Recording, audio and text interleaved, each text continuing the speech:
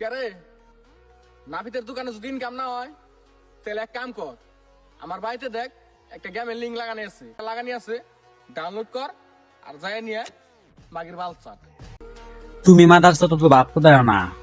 তুমি সোশ্যাল মিডিয়াতে আইসে বই ব্যবসা করে খাও আর থালান তাও চুল কেটে খা, তোর জ্ঞান অনেক ভালো। সর মাদার তো প্লাস মাগির দালাল বই ব্যবসা আর সালাম আমাকে চুল কেটে খা, ওইটা নাই তুই কথা কস।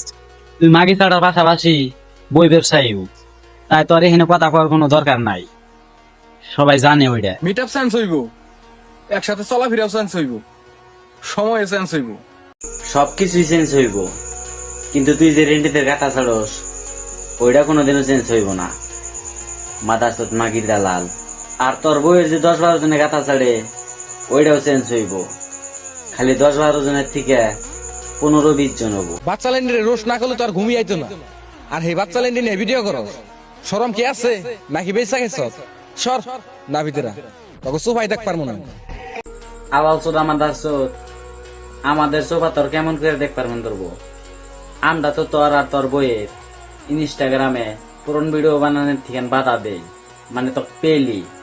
আর তুই শরমের কথা কস, তোর মুখে শরমের কথা মানা না, কারণ তুই আর তোর বই যা করস ইনস্টাগ্রামে আর কেহ করে না। Johnny Singh fail. সর মাগির দালাল প্লাস বই ব্যবসায়ী। ভাই নাফিত যত বড় সেলিব্রিটি হোক না কে, নাফিত নাফিতই থাকে, যেমন তুমি। মাগির দালাল তুমি যতই ভাবছো দাও না কে, তোমাক সবাই হেড করবই। আর 2-3 দিন বই ছাড়া ভিডিও বানালি ভালো হওয়া যায় না। বই ব্যবসায়ী সারা জীবন বই ব্যবসায়ী থাকবো।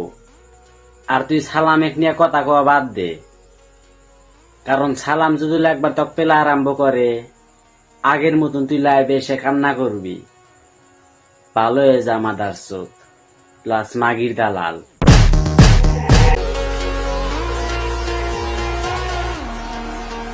মামুনি নিজে ভিডিও শুট করো আবার নিজে আপলোড করো, পরে কেউ এটা ফেক ভিডিও।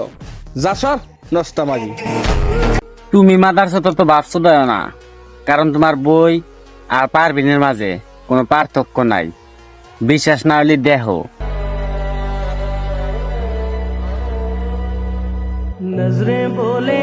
তোর বই আর তক কইতেছি ভালো হয়ে যা, আর নাইলে ইনস্টাগ্রাম ছাইরে কুরমে চলে যা মাদারচোদ।